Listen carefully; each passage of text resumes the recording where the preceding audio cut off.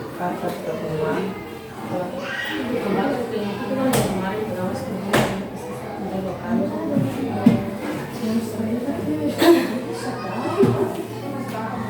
kita kemarin ada orang kita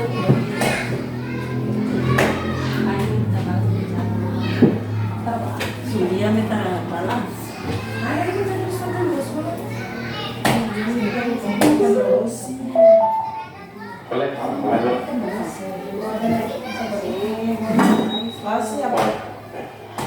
Bismillahirrahmanirrahim. Assalamualaikum warahmatullahi wabarakatuh. Alhamdulillahirabbil alamin. Wassalatu wassalamu ala Rasulillah wa ala alihi wa sahbihi wa man tabi'ahum bi ihsan ila yaumil qiyamah. Allah Ta'ala fil Qur'anil Karim, yarfa'ullahu alladhina amanu minkum walladhina utul ilma darajat. Bersyukur kembali kita panjatkan puja dan puji syukur Tuhan kehadirat Allah Subhanahu wa Ta'ala. Kita dipertemukan kembali usia yang panjang. Kita masih dipertemukan dalam sebuah wafiyah di tempat yang kita cinta ini, pendidikan sebagai amal jariah kepada anak-anak kita, menjadi berkah dari Allah Subhanahu wa Ta'ala. Salam dan salam senantiasa kita kirimkan kepada Nabi kita besar Nabi kita Muhammad sallallahu alaihi wasallam beserta keluarga-keluarga beliau dan para sahabat-sahabat beliau radhiyallahu anhum ajma'in. Ibu-ibu yang dimuliakan oleh Allah Subhanahu wa Ta'ala, pembahasan kita masih berkaitan dengan seputaran fikih, taharat. Nanti insyaallah kita sampai masuk pada bab intinya, itu bab tentang masalah sholat. Pada kemarin itu masih tentang wudu, namun saya sedikit saja saya tambahkan, nanti habis itu kita masuk di bab mandi janabah. Pembatalan wudu yaitu adalah al-kharij min as-sabilain min al-bawl aw madjid. Pembatalan wudu yaitu adalah sesuatu yang keluar dari dua jalur kebaluan, baik laki dan perempuan, diantaranya adalah air kencing, lendir, atau tetes air kencing, atau darah haid, darah nifas, kemudian atau darah mustahadah, itu nanti dibahas, atau sesuatu angin yang kentut, baik dia nampak ataupun tidak nampak. Ini dinamakan dengan sebuah, ini dinamakan dengan hadat. Ini dibahas oleh Nabi sallallahu alaihi wasallam, la yuqbalullahu salata ahadikum idza ahdatha hatta yatawadda. Allah tidak menerima salat antara kalian apabila berhadas hingga dia bersuci. Yang kedua itu adalah pembatalan wudu adalah seorang yang tidur pulas ketika dia berwudu. Kalau dia sementara berwudu mau tunggu salat berikutnya lalu tertidur, tidak sadarkan diri, gitu ya, artinya tertidur pulas, kata Nabi hendaklah dia berwudu kembali kalau dia melaksanakan sholat. Yang ketiga pembatalan wudu adalah tertutupnya akal, hilang kesadaran, gila ya, atau pingsan, maka wudunya batal. Yang berikutnya pembatalan wudu menyentuh kemaluan. Seorang sudah wudu lalu tangannya menyentuh kemaluan secara langsung tanpa pengawas, maka wudunya batal ya. Kalau dia sudah sementara wudu sambil sholat lalu dia mau tunggu sholat berikutnya, tiba-tiba tangannya menyentuh kemaluannya, maka batal. Karena Nabi sallallahu alaihi wasallam menyatakan, man massa dzakarahu falyusalli hatta yatawadda. Saat menyentuh kemaluannya secara langsung dengan tangannya, maka hendaklah jangan dia sholat hingga dia berwudu kembali. Yang kelima yaitu adalah arida. Arida itu adalah mengucapkan kalimat-kalimat ejekan terhadap syariat Islam. Bisa kita sudah berwudu lalu kita mencela salah satu sunnah Nabi sallallahu alaihi wasallam, maka wudu kita batal, bahkan bisa menghilangkan kita punya amal ibadah. Allah menyatakan dalam Quran itu Allah menyatakan, la in asyrakta la habatanna amaluka. Kalau kalian mempersekutukan Allah, maka banyaklah seluruh amalan-amalan kalian kerjakan.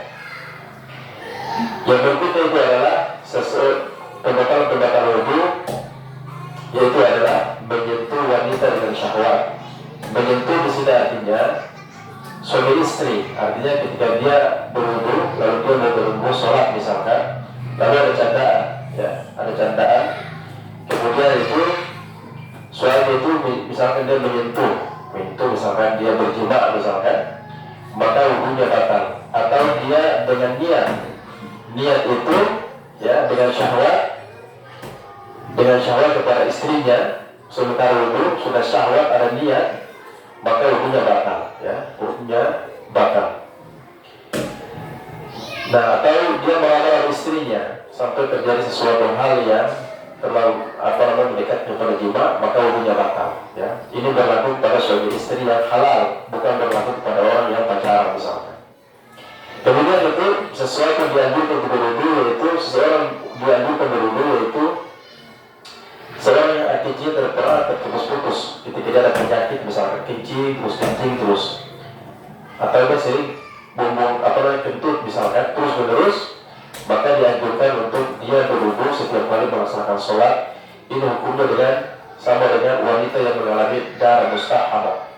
Darah mustahadah itu nanti kita bahas pada pertemuan yang berikut insyaallah. Kemudian itu dianjurkan untuk berwudu yaitu mandi, ya, memandikan mayat. Jadi kalau kita memandikan mayat, saudara kita meninggal, kita mandikan, atau kita langsung bawa ke makamnya, maka kita disunahkan juga itu adalah mandi, ya, mandi dan kita berwudu. Baik, kemudian dimulai oleh Allah Subhanahu Wa Taala, kita masuk dalam pembahasan janabah, mandi bersih. Saya rasa dulu sudah pandai, sudah bisa tentang hal ini, cuma kita ingatkan kembali sesuai dengan konsep syariat Allah Subhanahu Wa Taala. Ada 4 pelajaran dalam hal mandi janabah. Yang pertama adalah keterkaitan dengan syariat mandi dan penjelasan mandi dengan juga kewajiban mandi. Syariat mandi, jadi kalau janabah ini itu sesuai dengan syariat Allah, diperintahkan, bukan semaunya misalkan kita, tapi diperintahkan dalam Quran. Para ulama menyatakan al-ghuslu masyru'un bil kitab wa sunnah. Mandi disyariatkan berdasarkan konsep Quran dan sunnah. Di antaranya adalah surah Al-Maidah ayat 6, Allah menyatakan wa in kuntum junuban fatahharu.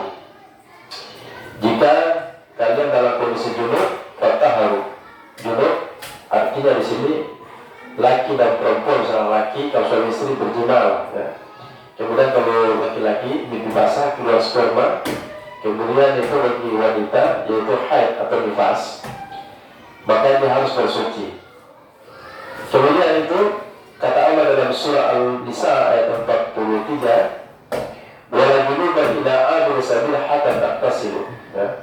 Dan jangan orang berjunub itu masuk di dalam lingkaran masjid misalkan, atau tempat sholat illa akhir sabil, kecuali hanya berlalu saja, hatta taqtasilu, ya, hingga dia harus mandi janabah maksudnya.